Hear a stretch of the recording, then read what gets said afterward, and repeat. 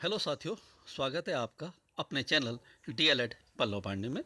आज हम चर्चा करने जा रहे हैं प्री डीएलएड परीक्षा 2020 के आवेदन पत्र भरते वक्त बरते जाने वाली सावधानी के बारे में कि किस प्रकार से उम्मीदवार को सावधानी बरतनी चाहिए जब वह प्री डीएलएड परीक्षा 2020 के लिए आवेदन पत्र भरता है। आइए हम विवरणिका जो दी गई है उसकी हम चर्चा कर लेते हैं। मित्रों, ये विवरणिका आपको उपलब्ध होगी pre D L add www.pre-dled 2020 यानी 2020.com साइट पे जब आप जाएंगे, उस पर क्लिक करेंगे तो लेटेस्ट एडवर्टीजमेंट वाली जो विंडो है उसमें सेकंड नंबर पर यानी कि नोटिफिकेशन के बाद जो इंस्ट्रक्शंस हैं उस विंडो पर आपको यह विवरणिका उपलब्ध होगी। इस विवरणिका को आप डाउनलोड कर लीजिएगा, अपने मोबाइल में ज़रूर इसको सहेज करके रखिएगा। हम उसकी चर्चा आपसे कर लेते हैं, है ना।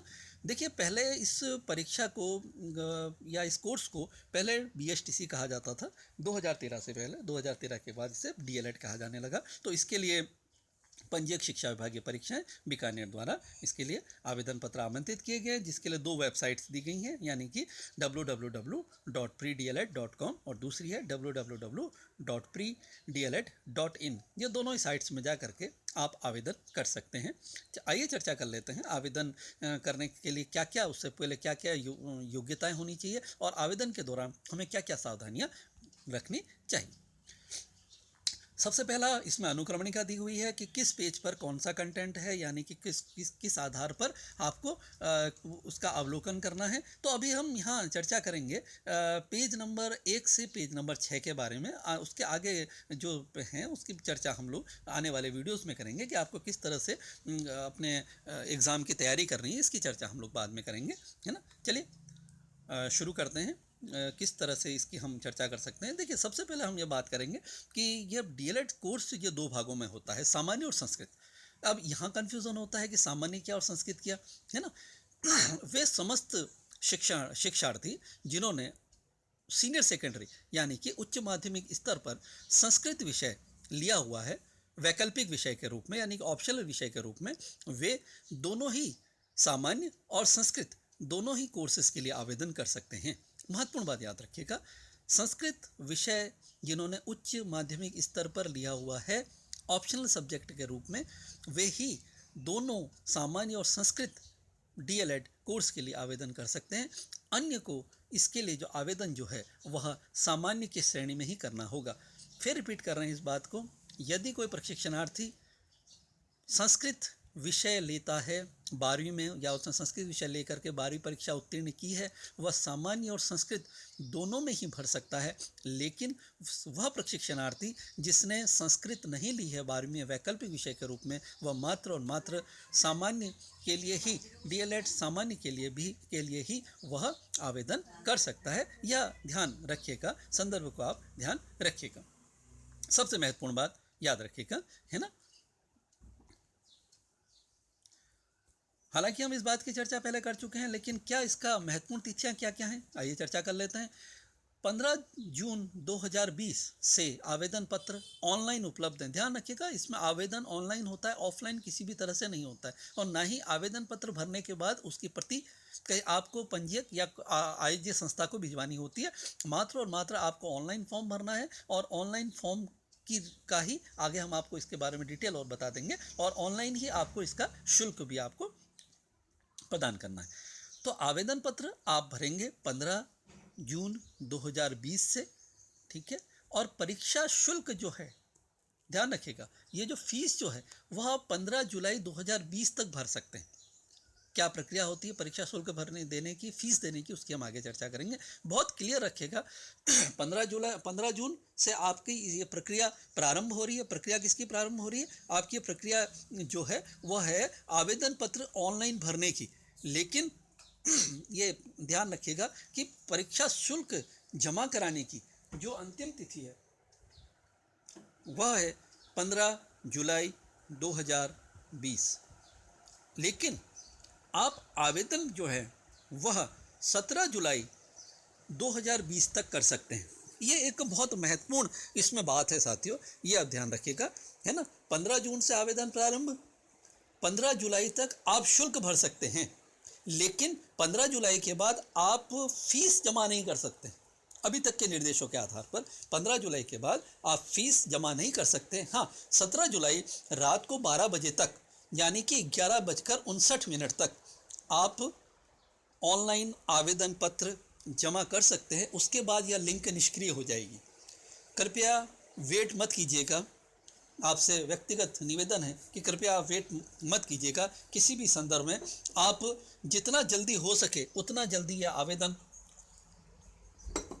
पत्र भर लीजिएगा, है ना, क्योंकि समय का ज़्यादा वेट इसमें इंतज़ार इसमें नहीं करना चाहिए।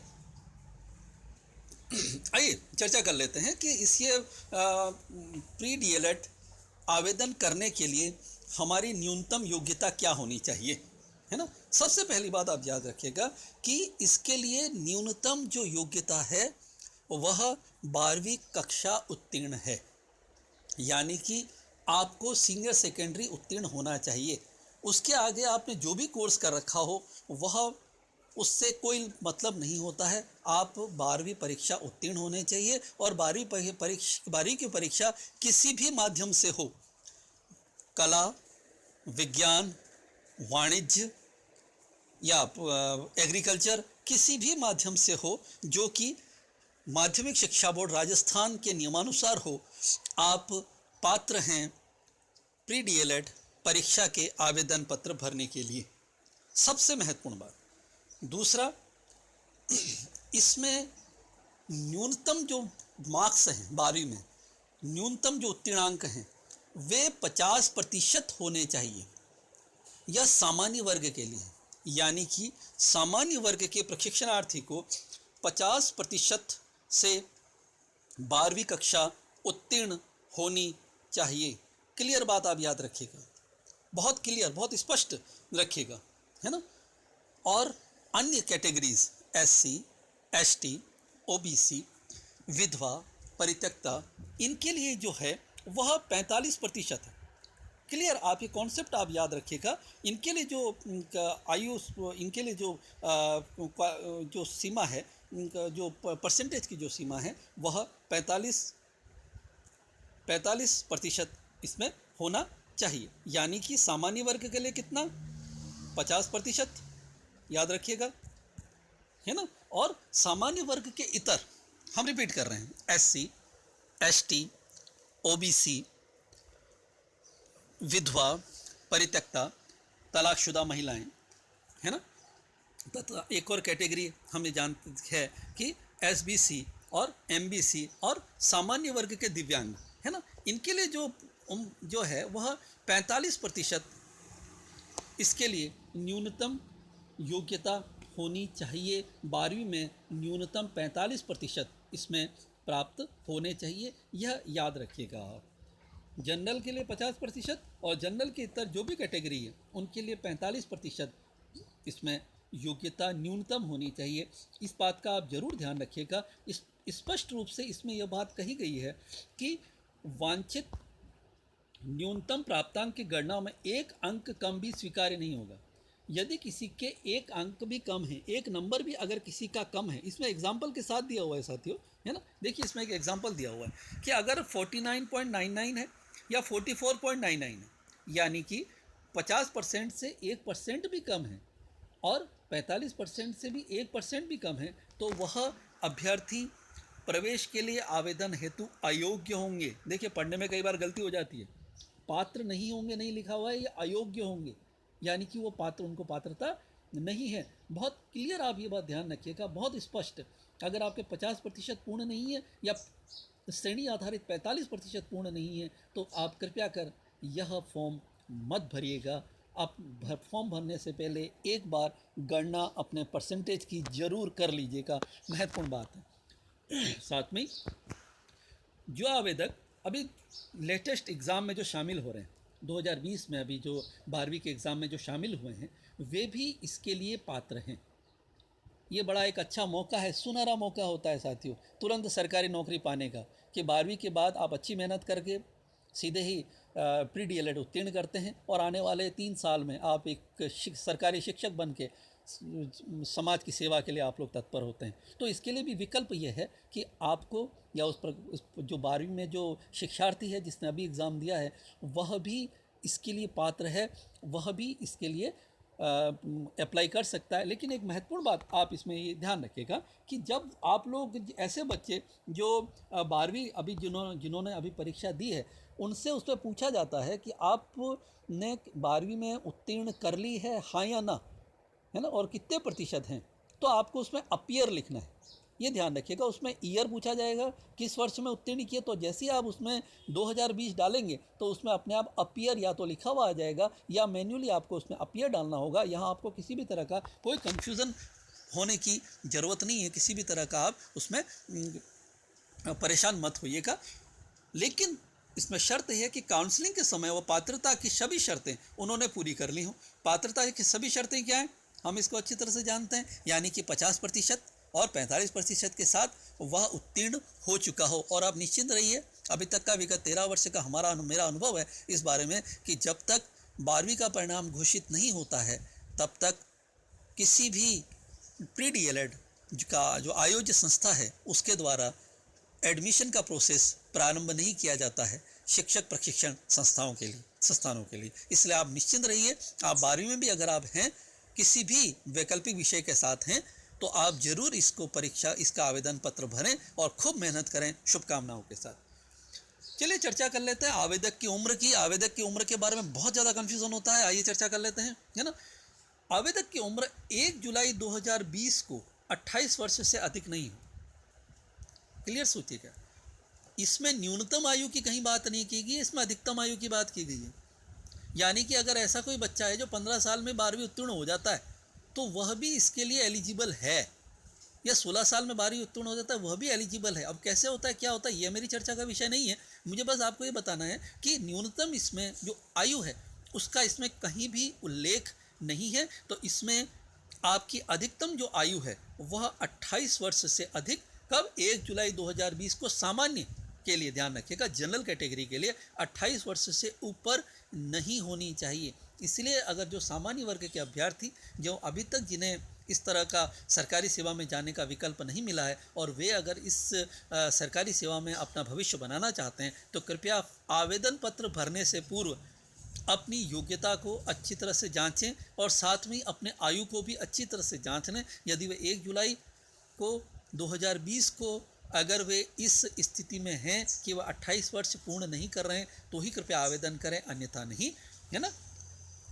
विधवा, तलाकशुदा, परित्यक्ता महिलाओं और शिक्षकों की आयु सीमा में कोई बंधन नहीं है। देखिए एक महत्वपूर्ण बात इसमें देखिएगा, है ना, जो विडो होती हैं, डिवोर्स्ड होती हैं, वह ऐसी महिलाएं, तथा जो सरकारी सेवा या राजकीय सेवा में जो शिक्षक हैं, तो राजकीय सेवा में शिक्षक होते हैं कई शिक्षा का, जैसे अब तो इनकी स्थिति नहीं है, लेकिन पहले जब तक NIOS द्वारा DLED नहीं करवाई गई थी तो इससे पूर्व ये व्यवस्था थी कि जो राजकीय शिक्षक जो हैं उनके लिए किसी भी शिक्षाकर्मी और आदि जो शिक्षक हैं, पैरा टीचर्स जो हैं, इनके लिए आयु किसी भी प्रकार का आयु बंधन नहीं है, ये ध्यान रखिएगा। अन्य जो श्रेणियां हैं उनकी देखिएगा, उनकी चर्चा कर लेते हैं। अनुसूचित जनजाति, अन्य पिछड़ा वर्ग, अति पिछड़ा वर्ग, ये कैटेगरी नहीं है, ये साथियों विगत वर्ष से आर्थिक रूप से पिछड़ा वर्ग एवं महिलाओं को राजस्थान राज्य सरकार द्वारा निर्धारित प्रावधानों या नियमों के अनुसार छूट दी जाएगी। देखिए महत्वपूर्ण बात देखिएगा, है ना, किन किन को छूट दी जाएगी। आइए वापस हम इसकी चर्चा कर लेते हैं, है ना, महत्वपूर्ण बात आप देखिएगा, इनकी हम चर्चा कर लेते हैं। कौन कौन से देखिएगा, है ना, अनुसूचित जाति, अनुसूचित जनजाति, अन्य पिछड़ा वर्ग, अति पिछड़ा वर्ग, आर्थिक रूप से पिछड़ा वर्ग एवं महिलाओं के लिए राजस्थान सरकार द्वारा निर्धारित प्रावधानों के अनुसार। महत्वपूर्ण बात देखिएगा, निर्धारित प्रावधान कितने, 28 साल प्लस 5 साल, यानी कि 28 वर्ष में आप 5 वर्ष इसमें और इंक्लूड कर लें। ऐसे बच्चे जो 28 वर्ष पूर्ण कर चुके हैं 1 जुलाई 2020 को, वे सामान्य वर्ग के प्रशिक्षणार्थी तथा अनुसूचित जाति, अनुसूचित जनजाति, अन्य पिछड़ा वर्ग, अति पिछड़ा वर्ग एवं नई कैटेगरी आर्थिक रूप से पिछड़ा वर्ग एवं महिलाएं किसकी, सामान्य वर्ग की महिलाएं, उन्हें भी राज्य सरकार का नियम 5 वर्ष की छूट यानी कि वो 1 जुलाई 2020 को 33 वर्ष से ऊपर नहीं होने चाहिए। ये बहुत क्लियर रखेगा कि 33 वर्ष से ऊपर वे ना हो। सामान्य वर्ग से इतर जो श्रेणी इसमें दी गई है, इसमें महत्वपूर्ण बात देखिएगा, आर्थिक रूप से पिछड़ा यानी कि सामान्य वर्ग के जो प्रशिक्षणार्थी हैं उन्हें भी 5 वर्ष की छूट का प्रावधान अब दिया गया है। इससे आप क्लियर रखिएगा, है ना। जो इसमें आरक्षण जो कोटा है, जो रिजर्वेशन का प्रोसेस है, वह राज्य सरकार के नियमानुसार है। आप मेहनत कीजिए, रिजर्वेशन की चिंता मत कीजिए, कोई किसी का स्थान नहीं ले सकता, इसलिए सशक्त रूप से अपनी मेहनत करें और अपने भविष्य को बनाएं। आवेदन प्रक्रिया की बात कर लेते हैं। आवेदन प्रक्रिया के लिए अधिकृत वेबसाइट, जिसका हमने उल्लेख पहले भी कर चुके हैं, www.predlr.com और predlr.in में ऑनलाइन ही इसका आवेदन किया जा सकता है। अन्य इसका आवेदन करने का और कोई माध्यम नहीं है। इसमें ये प्रक्रिया दी गई है कि किस तरह से आप आवेदन करें। आवेदन करने के लिए जो एक निर्धारित इसमें किया गया है कि ई मित्र के लिए 30 रुपया इसमें शुल्क है ना, यानी कि वो प्रोसेसिंग फ़ीस है 30 रुपया, जो ई मित्र वाला आपसे, ये प्रोसेसिंग फ़ीस है जो उस फीस से अलग है जो पंजीयक को आप प्री डीएलएड के लिए देंगे। उसके लिए ये एक आउटलाइन दी हुई है कि कोई भी कियोस्क को आप 30 रुपये कियोस्क वाला आपसे चार्ज लेगा सामान्य संदर्भों में, है ना।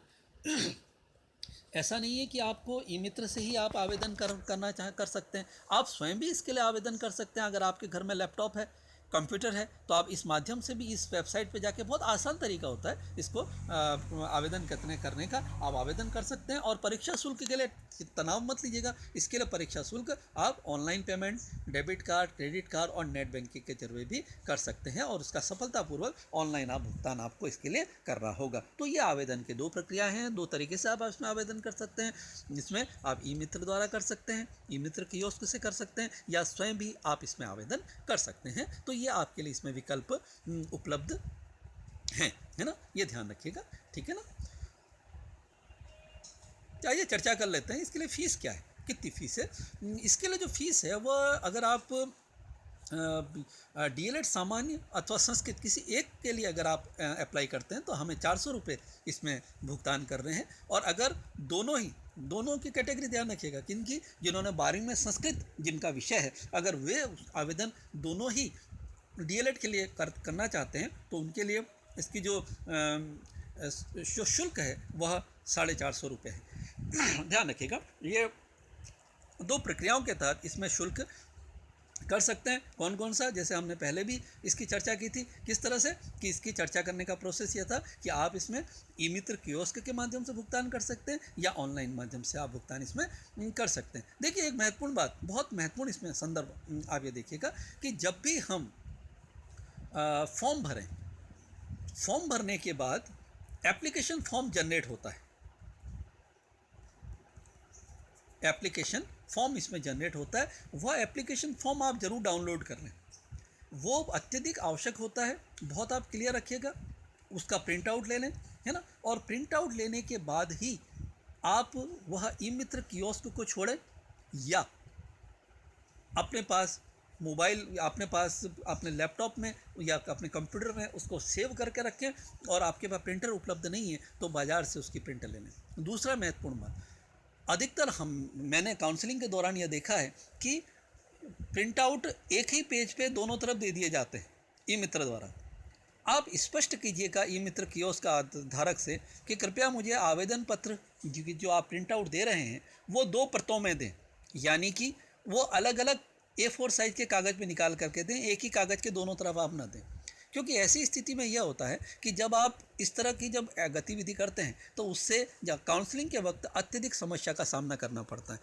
एक और बात जिसकी चर्चा यहाँ मैं करना चाहूँगा, वैकल्पिक रूप से सही, जब आप फॉर्म भरते हैं तो फॉर्म भरने से पूर्व, ये आप ध्यान रखिएगा, जब आप फॉर्म भरते हैं तो फॉर्म भरने से पूर्व इसमें आईडी पासवर्ड जनरेट होता है।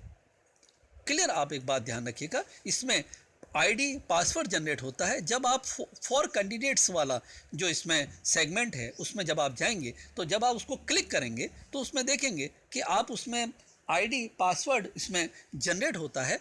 वह आईडी और वह पासवर्ड आप बिल्कुल संभाल करके अपने पास रखें। मैं फिर आपसे रिपीट कर रहा हूँ, वो आईडी और पासवर्ड आप पुनः जनरेट करके रखें। क्योंकि वह अत्यावश्यक होता है उस आईडी पासवर्ड को सेव करके रखना, क्योंकि उसी आईडी पासवर्ड के आधार पर आपका जो आवंटन पत्र होगा, विद्यालय आवंटन पत्र होगा, महाविद्यालय आवंटन पत्र होगा, सफल होने के बाद वो आप उसको निकालेंगे। यह बहुत प्राथमिक बात है, लेकिन ध्यान रखिएगा आपके साथीगण बहुत परेशान होते हैं जब हमारे पास आते हैं। कई बार उनसे जानकारी के अभाव में जब हमारे पास आते हैं, उनके पास आवंटन पत्र नहीं होता है। आवंटन पत्र के लिए उन्हें बहुत परेशान होना पड़ता है। तो ई मित्र धारक से कृपया आप स्पष्ट कहें कि मुझे मेरा आईडी और पासवर्ड दें। वो आपको आईडी पासवर्ड आपका देगा और उस आईडी और उस पासवर्ड को आपको बिल्कुल सेफ जगह पर संभाल करके रखना है, ताकि काउंसलिंग के वक्त वो आपके साथ हो और जब आप आवंटन पत्र डाउनलोड करें तब वो आपके काम आए, क्योंकि उसी माध्यम से ही आप आवेदन पत्र को डाउनलोड कर सकते हैं, है ना। हेल्पलाइन नंबर भी इसमें दिया हुआ है, देखिएगा, है ना। आपके लिए इंस्ट्रक्शन है, लेकिन मज़े की बात है इसको कोई पढ़ता नहीं है। वेबसाइट पर उपलब्ध विस्तृत दिशा निर्देश को सावधानी पूर्वक पढ़कर आवेदन करें, वही हम आपसे चर्चा कर रहे हैं, है ना।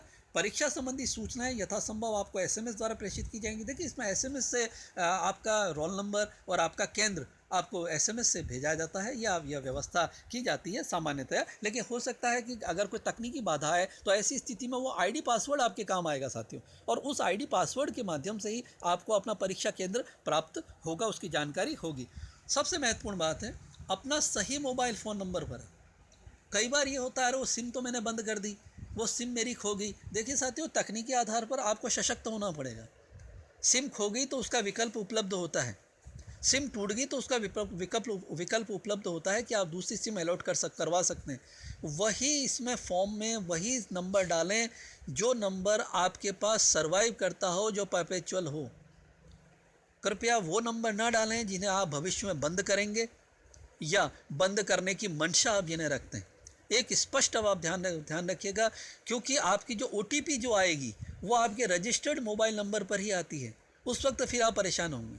इसलिए कृपया ध्यान रखें कि आप अपना मोबाइल नंबर सही मोबाइल नंबर दें, किसी भी रूप से अपरिवर्तनीय मोबाइल नंबर ही दें, परिवर्तन होने वाला मोबाइल नंबर ना दें। और अगर मोबाइल नंबर में कोई तकनीकी बाधा आ गई है तो उससे तुरंत आप उसे दूर करके उस सिम को एक्टिवेट रहने दें, तब तक जब तक कि आपका काउंसलिंग, आपकी DLED काउंसलिंग नहीं हो जाती।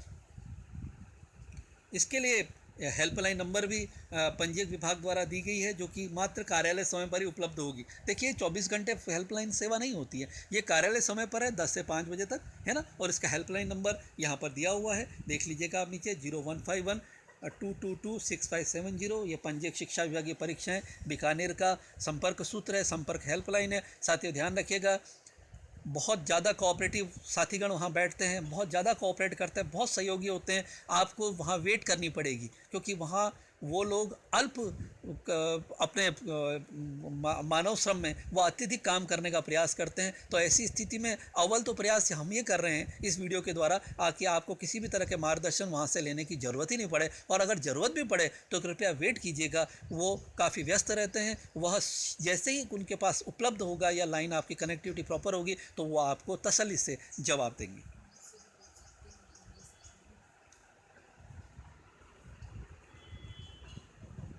तो आवेदन पत्र किस तरह से आवेदन भरना है, कैसे करना है, सबसे पहली और सबसे महत्वपूर्ण बात, हमें जिस साइट में जाना है उसकी हम चर्चा कर चुके हैं, उसकी हम चर्चा नहीं करेंगे। आप जैसे ही उस साइट में जाएंगे साथियों, मैं फिर आपसे यही बात कह रहा हूँ, जैसे ही आप उस साइट के में आप एंटर करेंगे, उस एंटर करते ही आपको वहाँ पर कैंडिडेट लॉगिन वाला सेगमेंट में नहीं जाना है, आपको उसमें जाना है कि नए नए कैंडिडेट के लिए आपको आवेदन करना, registration for the new candidate पर आपको क्लिक करना है। यह आप ध्यान रखिएगा, ठीक है। ध्यान रखें आपके पास एक नवीनतम पासपोर्ट साइज रंगीन फ़ोटो होनी चाहिए। जब साथीगण आपके हमारे पास काउंसलिंग के लिए आते हैं, अगर कोई प्रशिक्षणार्थी जिसने BA BSc या MA MSc MCOM किया हुआ है, अगर वो 10वीं का फ़ोटो लगा करके लाएगा तो ये मान करके चलें कि हमें उसे एडमिशन देने में समस्या होगी। भले ही आपने कोई भी कोर्स कर रखा हो, आपके लिए जो न्यूनतम योग्यता 12वीं है उसी योग्यता को ही आधार बना करके आपको प्रवेश दिया जाएगा। अतः आप 12वीं में जैसे थे वो फ़ोटो उस वक्त नहीं चाहिए होती है, फ़ोटो वो डालें आप अभी कैसे दिखते हैं। क्लियर आपका कॉन्सेप्ट है कि आप अभी कैसे दिखते हैं, 12वीं में कैसे दिखते हैं वो फ़ोटो आपकी मार्कशीट में लगी हुई है, उसका कोई लेना देना नहीं है, क्योंकि आप काउंसलिंग में सशरीर जाएंगे, आप स्वयं जाएंगे, तो वहाँ आपको समस्या नहीं हो। इसके लिए पहले से ही, या जब आप एग्ज़ाम देने जाएं वहाँ आपको समस्या नहीं हो, इसलिए पहले से ही आप क्लियर रखें नवीनतम फोटोग्राफ।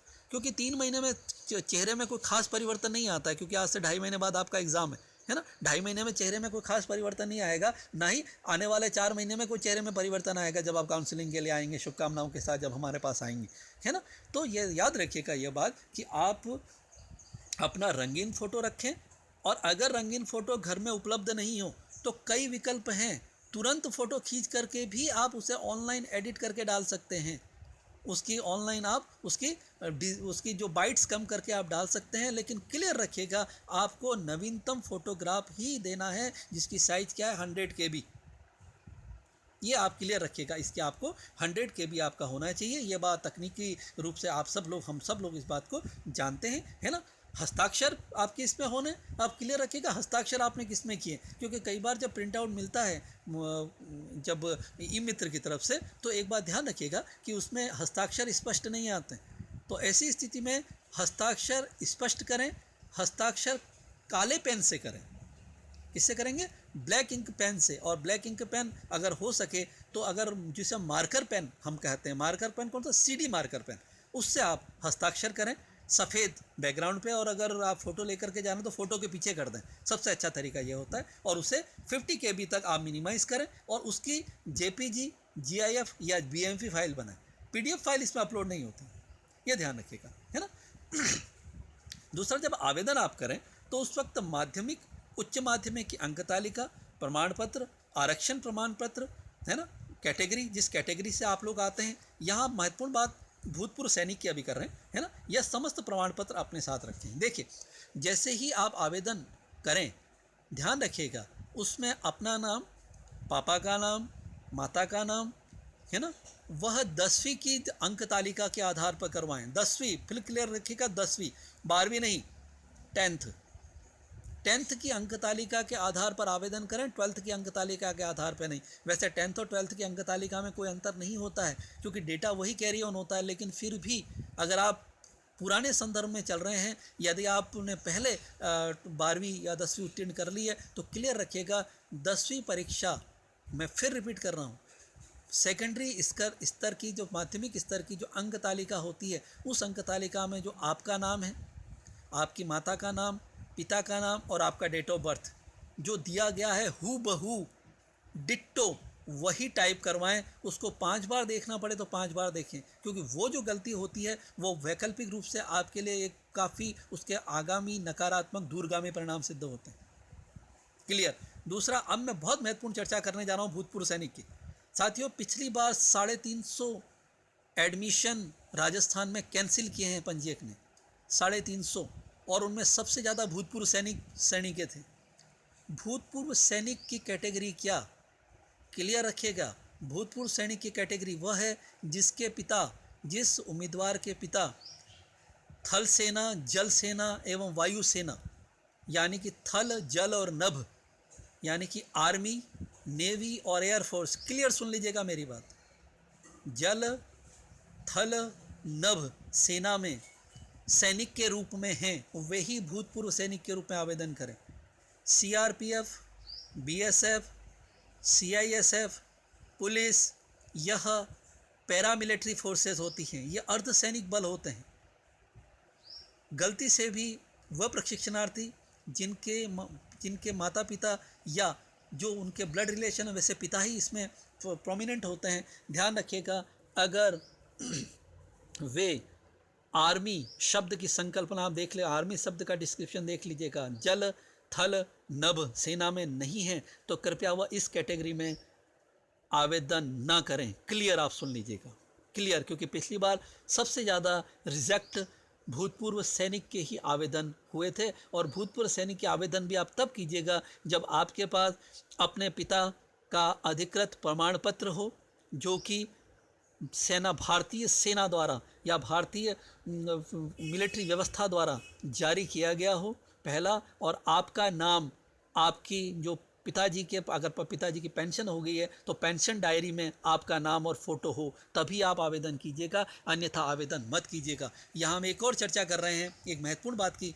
हम एक और चर्चा यहाँ पे करेंगे, जो है ओबीसी सर्टिफिकेट की हम एक बात करेंगे कि ओबीसी सर्टिफिकेट की कैटेगरी क्या है, कितने समय तक मान्य होता है, ओबीसी या एसबीसी। ध्यान रखिएगा, ओबीसी 1 साल तक मान्य होता है, लेकिन उसे आगामी 2 साल तक बढ़ाया जा सकता है। क्लियर, ध्यान रखिएगा, 1 साल उसे 2 साल तक बढ़ाया जा सकता है, बशर्ते कि आप उसमें अपना डिक्लेरेशन दें कि आप अभी क्रीमी लेयर में नहीं आते हैं। डिक्लेरेशन किस में देंगे आप? स्टाम्प में। बहुत एक स्पष्ट बात सुनिएगा, हमें रिजेक्ट करना पड़ता है, बच्चों को वापस दौड़ाना पड़ता है, वापस लौटाना पड़ता है, और लास्ट ईयर से अब पंजीयक ने इसका फॉर्मेट भी चेंज किया है।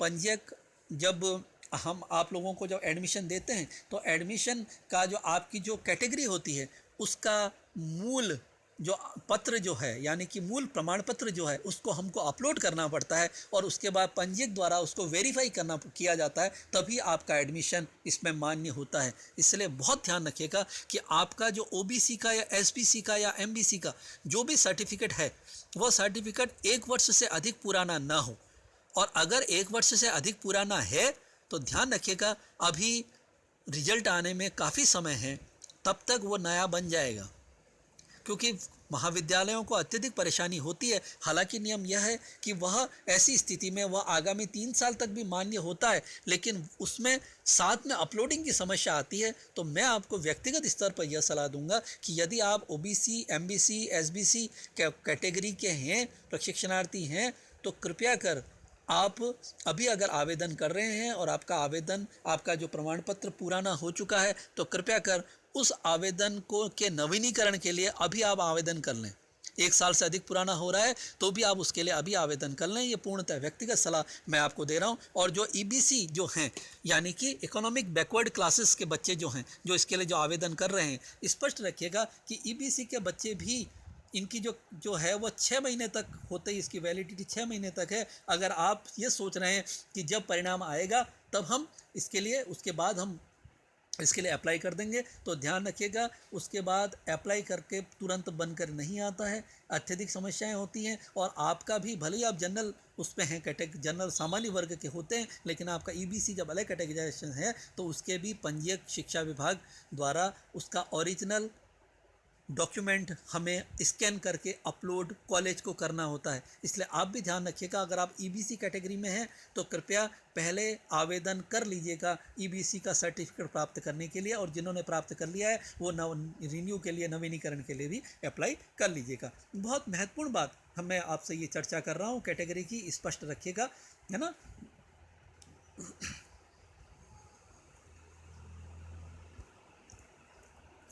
आवश्यक सूचना जो प्रविष्ट करनी है उसकी हार्ड कॉपी आप निकालें, और जब आपकी जो काउंसलिंग होगी उसमें काउंसलिंग में आपको इसको लेकर के आप जाना होगा। ध्यान रखिएगा, हम यहाँ एप्लीकेशन फॉर्म की बात कर रहे हैं कि एप्लीकेशन फॉर्म, देखिए आवेदन पत्र पंजीयक महोदय ने स्पष्ट लिखा हुआ है ना, आवेदन पत्र डाउनलोड करना, आवेदन पत्र और साथ में घोषणा पत्र। घोषणा पत्र भी आपको इसी में ही डाउनलोड में मिल जाएगा, इसकी चर्चा हम आपसे बाद में करेंगे, है ना, उसकी चर्चा हम बाद में करके आपको बता देंगे। एक्चुअली घोषणा पत्र एक अत्यधिक आवश्यक इसका एक सेगमेंट है, जिसकी जानकारी बहुत कम प्रशिक्षणार्थियों को होती है। इसकी हम आपको आने वाले वीडियोस में इसके बारे में विस्तृत जानकारी देंगे। जब आपको काउंसलिंग के लिए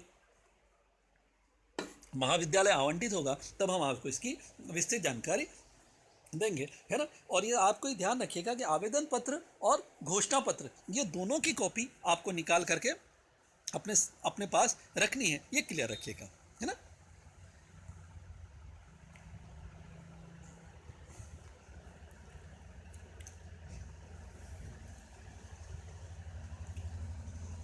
अभ्यर्थी का आवेदन पत्र सॉफ्ट कॉपी द्वारा जमा कराया जाता है। आप जो आवेदन हमें दे रहे हैं, यानी पंजीयक को दे रहे हैं, सॉफ्ट कॉपी है।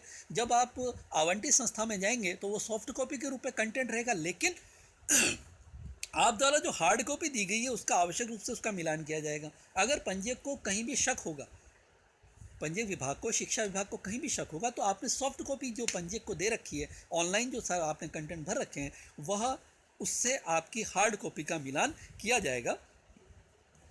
इसलिए बहुत स्पष्ट पंजीयक ने कह रखा है कि ऑनलाइन आवेदन पत्र या तो अभ्यर्थी स्वयं भरे या अपनी देखभाल में सावधानी पूर्वक भरवाएं।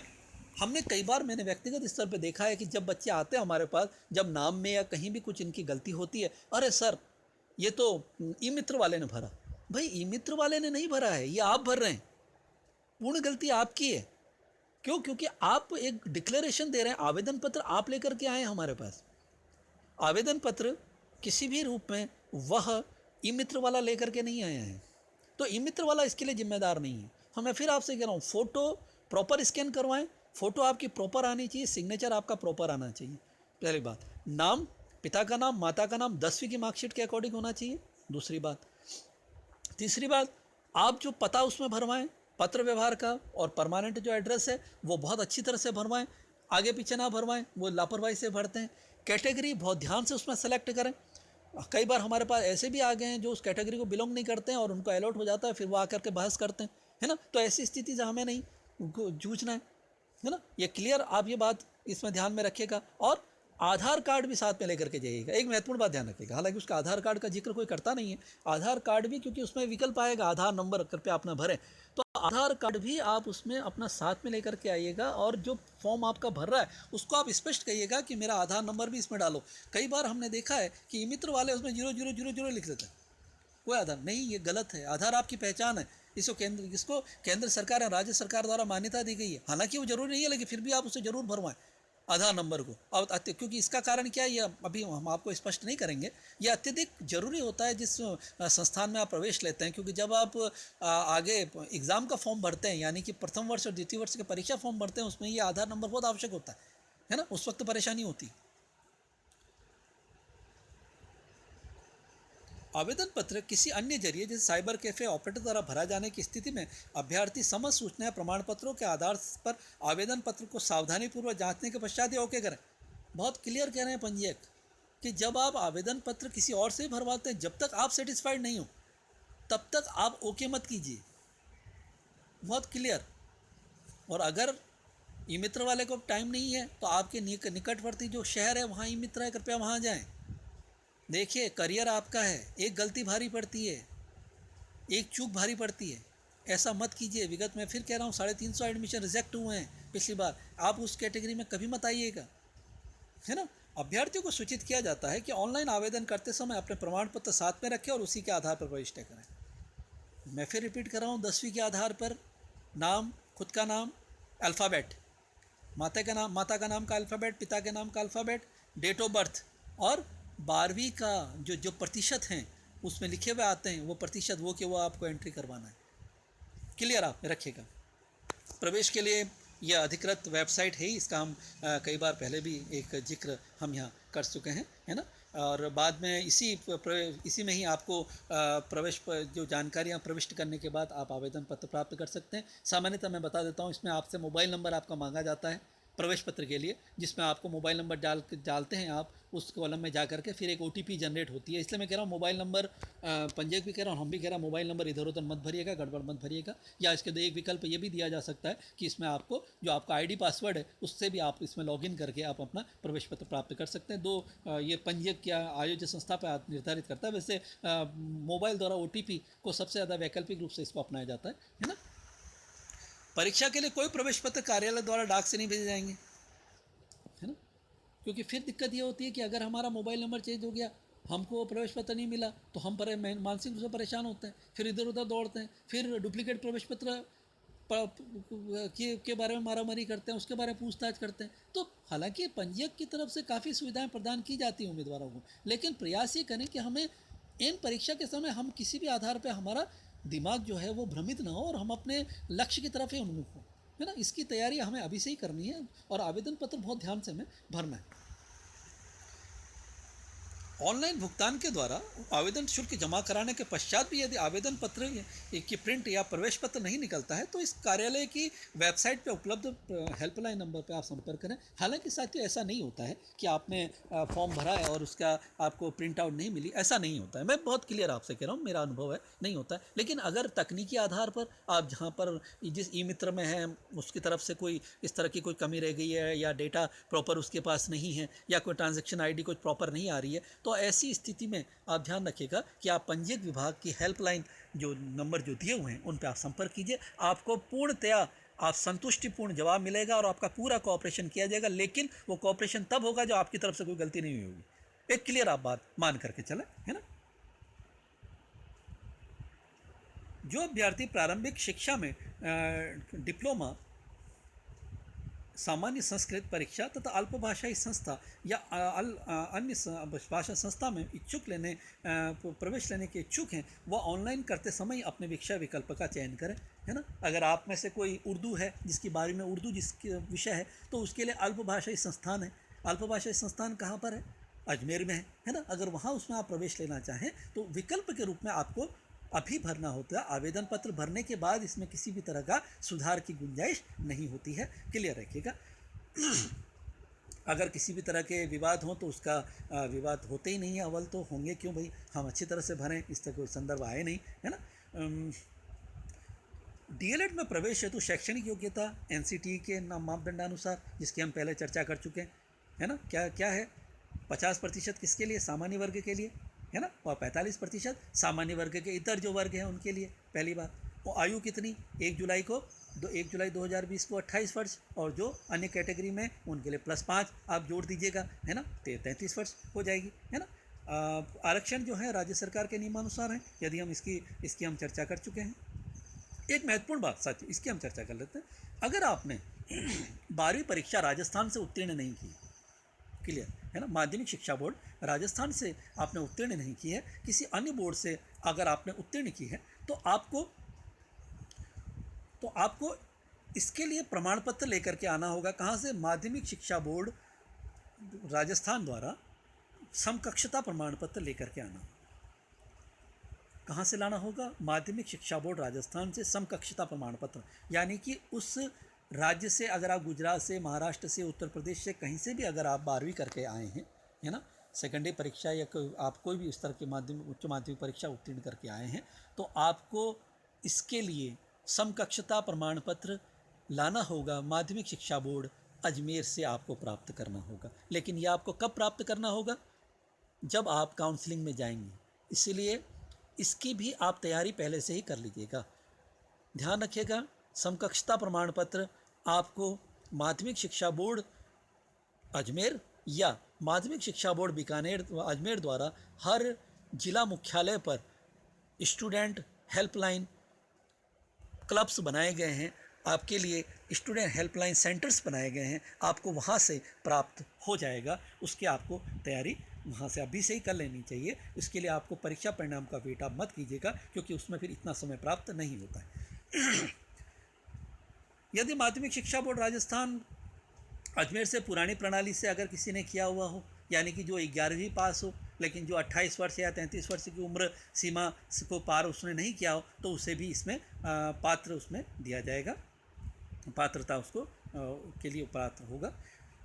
2020 की सीनियर सेकेंडरी परीक्षा में सम्मिलित हो रहे हैं वे भी आवेदन के पात्र होंगे, लेकिन उन्हें काउंसलिंग के समय समस्त जो पात्रता जो शर्तें हैं वो उन्हें पूर्ण करनी होगी, अनिवार्य होगी, है ना। अगर वैसे लिखा हुआ है कि उच्च निर्धारित समय तक अगर काउंसलिंग तक परिणाम आपका नहीं आता है या आपका परीक्षा परिणाम जो है वह आपको संतोषप्रद नहीं है या आपकी पूरक आई है, मैं फिर आपसे कह रहा हूँ, अगर आपकी भगवान ना करे, अगर आपकी इस 12वीं के 2020 की परीक्षा में अगर आपकी पूरक उत्तीर्ण अगर आप करते हैं, सप्लीमेंट्री अगर आप उत्तीर्ण है, तो भी आप इसके लिए पात्र नहीं होंगे। इससे 12वीं की भी मेहनत, अगर 12वीं के आपके एग्ज़ाम अभी पूरे नहीं हुए तो बहुत अच्छी मेहनत करें अभी भी, है ना, और किसी भी रूप में आपको पूरक इसमें नहीं आना है। और दूसरी बात, जिन्होंने राष्ट्रीय मुक्त विद्यालय संस्थान, जिसे आप NIOS कहते हैं, क्लियर रखिएगा, या RSOS राजस्थान स्टेट ओपन से जिन्होंने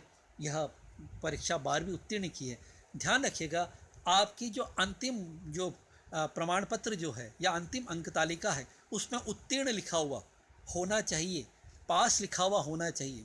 जब तक आप उसमें पास नहीं हैं अपनी अंतिम अंक तालिका में, 12वीं की अंक तालिका में, तब तक आपको काउंसलिंग में प्रवेश नहीं दिया जाएगा। ऐसा ही केस विगत वर्ष हमारे साथ हो चुका है ना। इसलिए जब तक आपका परिणाम न आए या आपके NIOS या RSOS के परिणाम में भी आपके सक्सेस या पास या उत्तीर्ण लिखा हुआ नहीं है, तब तक आप उस काउंसलिंग के लिए आप एलिजिबल नहीं होंगे। यह बात आप ध्यान रखिएगा, है ना। ये क्लियर रखिएगा इस कॉन्सेप्ट को। बात कर लेते हैं आयु की फिर हम बात कर रहे हैं 28 वर्ष से अधिक नहीं हो, है ना। और विधवा तलाकशुदा परित्यक्ता महिलाओं के लिए आयु सीमा का कोई बंधन नहीं है। SC ST OBC इनके लिए, और आर्थिक रूप से पिछड़ा और महिला सामान्य वर्ग की में जो महिलाएं हैं उनको 33 वर्ष तक वे इसके पात्र हैं, 33 वर्ष तक उसमें भर सकते हैं। सबसे महत्वपूर्ण बात अब यह देखिएगा जो दिव्यांगजनों के लिए है ना, ऐसे आवेदक जिनमें शारीरिक दोष या अक्षमता हो उनके द्वारा संपादित किए जाने वाले ध्यानबंद कार्य में बाधा डालना, जैसे कि गूंगा होना, बोलने में असमर्थ, पूर्णतः बहरा, दोनों हाथों का नहीं होना, यानी कि जिससे शामपट्ट न कार्य ना हो सके, दोनों पैरों का नहीं होना, कक्षा में जो अध्यापन नहीं कर सकता है नहीं करा सकता है, ऐसे आवेदक पात्र नहीं होंगे। ध्यान रखिएगा, कौन कौन से नहीं? जो डीफ हैं, जो डम हैं, जिनके दोनों हाथ नहीं हैं, जो चॉकबोर्ड पे खड़े नहीं रह सकते हैं, वे इसके लिए पात्र नहीं हैं। पंजीयक द्वारा क्लियर इसमें दिया हुआ है, बहुत क्लियर। आवेदक, ऐसे आवेदक आवेदन करें ही नहीं, ऐसे आवेदक आवेदन के पात्र नहीं होते हैं। और साथ में नेत्रांध जो हैं वो अन्य दिव्यांग जो हैं वो प्रवेश के पात्र होंगे। क्लियर समझ लीजिएगा, यानी कि जो नेत्रांध हैं, जिन्हें दिखाई नहीं देता है, जो ब्लाइंड है, पार्शियली ब्लाइंड है। अब ब्लाइंड या पार्शियली ब्लाइंड की कैटेगरी हम आपसे अभी चर्चा कर लेते हैं, नीचे लिखा हुआ भी है 40%, यानी कि फिजिकल डेफिशिएंसी 40% से अधिक होनी चाहिए, 40% से कम नहीं होनी चाहिए।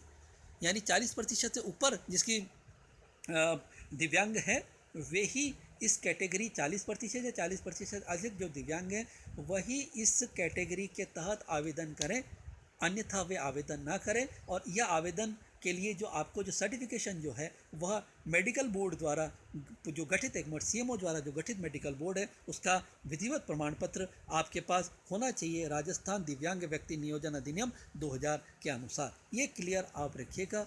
नेत्रांध इसके लिए पात्र हैं, अन्य दिव्यांग भी इसके लिए पात्र हैं। वे दिव्यांग पात्र नहीं हैं जो पूर्ण रूप से बहरे हैं, पूर्ण रूप से गूंगे हैं, दोनों जिनके हाथ नहीं है, दोनों पैर नहीं है, या जो खड़े होकर के चौक बोर्ड पर खड़े होकर के कक्ष गतिविधियां नहीं करवा सकते हैं। महत्वपूर्ण बात, राज्य के मूल निवासी बोनाफाइड, कई हमारे पास ऐसे आते हैं जिनके पास बोनाफाइड नहीं होता है ना। बोनाफाइड जरूर होना चाहिए, जिनका अभी तक मूल निवास नहीं बनाया, जो वास्तव में मूल निवासी हैं वो अभी आवेदन कर दें फॉर्म भरने के साथ ही, ताकि आपका जब विद्यालय महाविद्यालय आवंटन हो तो उस वक्त आप वो साथ में लेकर के जाएं, है ना। जो हमें पता ही है, इसे बोनाफाइड मूल निवास प्रमाण पत्र को कौन देता है। लेकिन इसमें महत्वपूर्ण बात ध्यान रखिएगा, उक्त प्रमाण पत्र आवेदन पत्र जमा कराने की अंतिम स्थिति से पूर्व का होना चाहिए। बहुत महत्वपूर्ण बात है साथियों, आपके पास अभी 1 महीना पड़ा है आवेदन के लिए। अगर आपके पास मूल निवास प्रमाण पत्र नहीं है, यदि आपके पास OBC का नया सर्टिफिकेट नहीं है, MBC का नया सर्टिफिकेट नहीं है, SBC का नया सर्टिफिकेट नहीं है, EBC का नया सर्टिफिकेट नहीं है, स्पष्ट समझ लीजिएगा वह आपके लिए इसमें गाइडलाइन दी हुई है कि आवेदन पत्र जमा कराने की अंतिम तिथि से पूर्व का होना चाहिए। यानी कि आप आवेदन कब कर रहे हैं उसकी तिथि से पूर्व का होना चाहिए। यहाँ बहुत क्लियर है, मित्र के आधार पर आप सबसे पहले अपने यही जो इम्पोर्टेंट जो डॉक्यूमेंटेशन है, इम्पोर्टेंट जो सर्टिफिकेट है, उनको आप नवीन को बनवा लें, उनको आप रिन्यू कर लें। इससे किसी भी आधार पर आप कमतर करके ना आके, क्योंकि यह परेशानी का सबब बनते हैं काउंसलिंग के वक्त। SC ST टाडा सहरिया व अन्य प्रमाण पत्र जो हैं वह भी पिछड़ा वर्ग के प्रमाण पत्र, अति पिछड़ा वर्ग, आर्थिक प्रमाण पत्र राज्य सरकार द्वारा अधिकृत अधिकारी द्वारा जारी होना चाहिए। कई बार ऐसा होता है कि आप ई मित्र से हमारे पास निकलवा करके लेकर के आते हैं, उसमें साइन डिजिटल सिग्नेचर नहीं होते हैं, उसमें क्रॉस बना हुआ होता है। ध्यान रखिएगा, जब तक उसमें नीचे टिकिंग नहीं हो, मेरे हस्ताक्षर द्वारा जारी, डिजिटल हस्ताक्षर द्वारा जारी वाला जो टिक का जो साइन होता है, राइट का जो साइन होता है, जब तक वो साइन नहीं हो तब तक आप वह प्रमाण पत्र न लें। वो ही प्रमाण पत्र मान्य होता है, अन्यथा आप बाद में परेशान हो जाएंगे। ये क्लियर हो, ये आप संदर्भ को आप ध्यान रखें। जाति प्रमाण पत्र में अगर मूल निवास का उल्लेख नहीं है ना, तो भी सक्षम अधिकारी द्वारा राजस्थान का मूल निवास प्रमाण पत्र अलग से निर्धारित प्रपत्र के अनुसार होगा। हालांकि जाति प्रमाण पत्र में मूल निवास का उल्लेख होता है, लेकिन फिर भी अगर उसमें मूल निवास का उल्लेख नहीं है तो भी, यानी कि कुल मिलाकर के आप क्लियर रखिएगा कि आपके पास मूल निवास प्रमाण पत्र होना ही चाहिए। मूल निवास प्रमाण पत्र के बगैर आपको काउंसलिंग में शामिल नहीं किया जाएगा, भले ही आपकी कैटेगरी में उस स्थान का मूल निवासी लिखा हुआ हो। मूल निवास प्रमाण पत्र प्रथम शर्त है, तत्पश्चात ही अन्य प्रमाण पत्र मान्य होते हैं। तो ध्यान रखिएगा, अब परीक्षा फॉर्म भरने से पहले ये कुछ हमने चर्चाएं आपसे की हैं। इन चर्चाओं को आप, ये संदर्भ को आप अधिकृत रूप से पढ़ लीजिएगा, अधिकृत रूप से विश्लेषण कर लीजिएगा। फिर भी अगर आपके मन में कोई भी डाउट हो तो आप कमेंट बॉक्स में अपने कमेंट लिखें। निश्चिंत रहिए, मैं आपको उसका जवाब जरूर दूंगा, क्योंकि यह channel DLED Pallav Pande channel बनाने का एकमात्र उद्देश्य यही है कि आपको अधिकृत सूचनाएं विश्लेषित कर पहुंचाना। शुभकामनाओं के साथ सफल हों। All the best.